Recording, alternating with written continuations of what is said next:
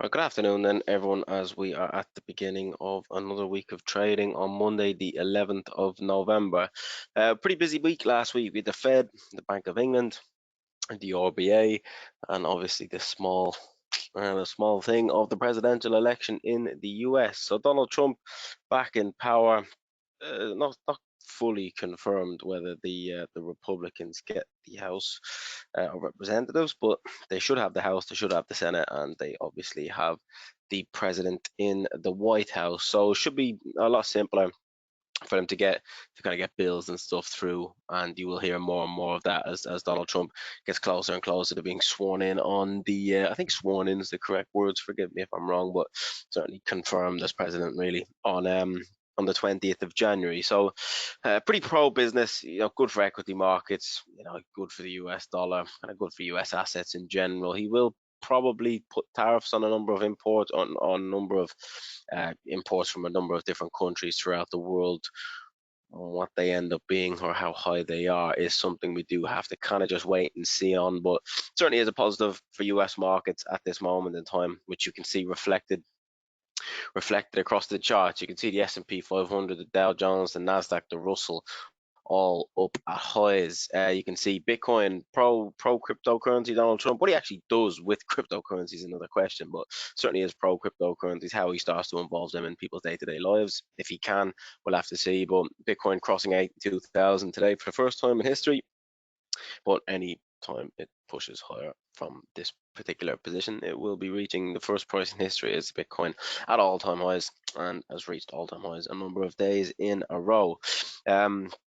In terms of the US dollar, I think certainly strength coming back into it throughout the European session this morning. A little bit choppy on some of these currency pairs, but you can see certainly back end of last week, start of this week, on Friday, if you just have a look from Friday onwards, see your Aussie, Kiwi, Euro, and Sterling all pushing lower, dollar Swiss, dollar CAD, dollar yen, all pushing higher. Obviously, then that drags the dollar index with it. So positive for US equity markets, positive for the US dollar, positive for something like Bitcoin, and obviously gold kind of down in line with the US dollar. So that's where you got to focus your attention this week. I don't think that changes. I mean, onto the calendar this week, you'll have a couple of things. You got inflation out of the US. Inflation's supposed to tick higher. The year over year figure up to 2.6%, but still only the monthly figure at 0.2%. Now you had the Fed last week seemingly reluctant to commit to that many interest rate cuts. They seem to think Donald Trump will be inflationary. I suppose you can read tariffs two different ways. I mean, if you kind of say like previously, if you're buying, I don't know, if you're importing a T-shirt from China or whatever it is, if you're importing a T-shirt for $20, right, and then you're selling that T-shirt for $40, you make $20 profit. But if there's then a 50% tariff on Chinese imports, that T-shirt now essentially costs $30. But then you can just sell that for $50, and then you still make the $20 either way, and the cost is just kind of passed on to the consumer, where that is kind of then seen as kind of inflationary. But his theory on it is that, well, it will stop people from buying from China in the first place. It will cause more to be manufactured in the US. That stuff can then be purchased in the US, and obviously companies can grow. Then off the back of that, they'll hire more people and has a snowball effect throughout the economy. So how the tariff actually affects the country, different people will have slightly different opinions on it, but you do need to see where that sort of comes, or where it ends up once the kind of data starts to filter through when the tariffs start to come in. But we're a little bit off that just yet, or a long way off that just yet. So yeah, we'll have to see how it pans out. But the Fed seemingly reluctant to commit to any future, or not future, seemingly reluctant to commit to that many interest rate cuts. Market pricing for interest rate cuts has gone down. Some market participants thought there would be 4 interest rate cuts last week or last year, talking about next year. Other and kind of seemingly think we may only get 1 now next year. So yeah, we'll have to see what happens. I suppose central bank probably won't want to smash interest rates lower because some of them to lose their jobs. So I don't think Donald Trump's too fond of Jerome Powell. But anyways, Donald Trump will want interest rates lower. That is for sure. But it's supposed to be independent from each other. I don't really think they should be independent. Really, they should work together in order to make the economy as good as possible. But I suppose to avoid any sort of corruption or any of that sort of stuff. They have to work independently from each other. Or are supposed to work independently from each other. But yeah, inflation this week, if that ticks up higher, it's less of a need for the central bank to cut interest rates.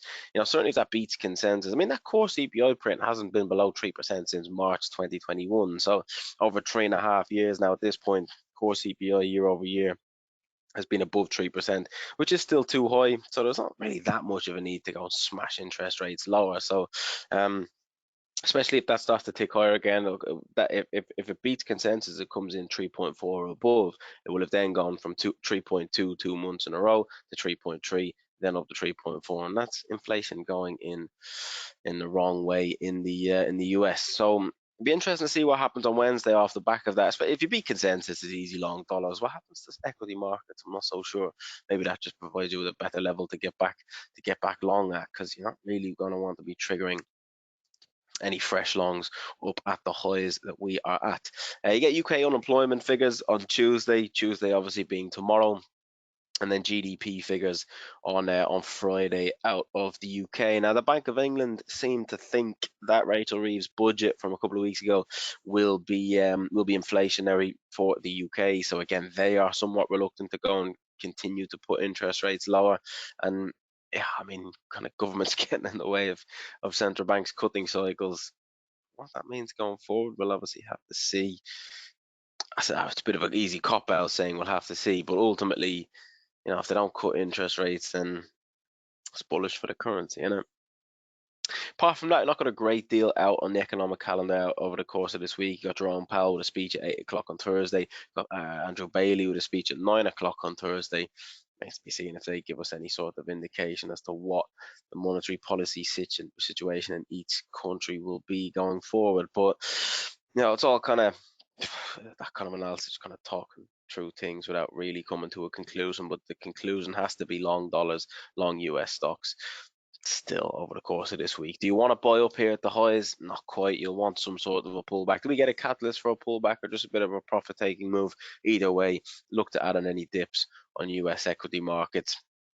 Look to add on any dips in the US dollar. Where does Wednesday get away with that? Get in the way with that? We'll have to see when it comes around to Wednesday. We'll see what that data comes out. But certainly for now, bias has to be long all US assets pretty much. I say all US assets, certainly long US equity markets, certainly long the US dollar is the main focus of attention for this week. And if anything changes, we'll be sure to update you as we go on through the week.